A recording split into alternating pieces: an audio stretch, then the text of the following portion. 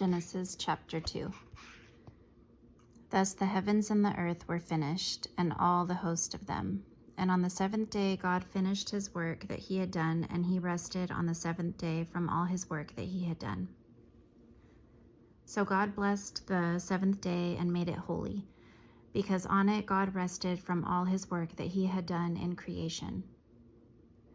These are the generations of the heavens and the earth when they were created, in the day that the Lord God made the earth and the heavens. When no bush of the field was yet in the land, and no small plant of the field had yet sprung up, for the Lord God had not caused it to rain on the land, and there was no man to work the ground. And a mist was going up from the land, and was watering the whole face of the ground. Then the Lord God formed the man of dust from the ground, and breathed into his nostrils the breath of life. And the man became a living creature. And the Lord God planted a garden in Eden in the east, and there he put the man whom he had formed. And out of the ground the Lord God made to spring up every tree that is pleasant to the sight and good for food. The tree of life was in the midst of the garden, and the tree of the knowledge of good and evil.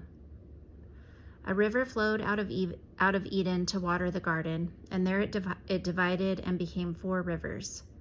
The name of the first is the Pishon. It is the one that flowed around the whole land of Havilah, where there is gold, and the gold of the land is good. Bdellium and onyx stone are there. The name of the second river is the Gihon. It is the one that flowed around the whole land of Cush. And the name of the third river is the Tigris, which flows east of Assyria, and the fourth river is the Euphrates. The Lord God took the man and put him in the Garden of Eden to work it and keep it. And the Lord God commanded the man, saying, "You may surely eat of every tree of the garden, but of the tree of the knowledge of good and evil you shall not eat.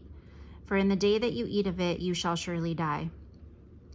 Then the Lord God said, "It is not good that the man should be alone. I will make him a helper fit for him." Now out of the ground the Lord God had formed every beast of the field and every bird of the heavens, and brought them to the man to see what he would call them. And whatever the man called every living creature, that was its name. The man gave names to all livestock, and to the birds of the heavens, and to every beast of the field. But for Adam there was not found a helper fit for him. So the Lord God caused a deep sleep to fall upon the man, and while he slept, he took one of his ribs and closed up his place with flesh. And the rib that the Lord God had taken from the man he made into a woman, and brought her to the man. Then the man said, This at last is bone of my bones and flesh of my flesh. She shall be called woman, because she was taken out of man. Therefore a man shall leave his father and his mother and hold fast to his wife, and they shall become one flesh. And the man and his wife were both naked and were not ashamed.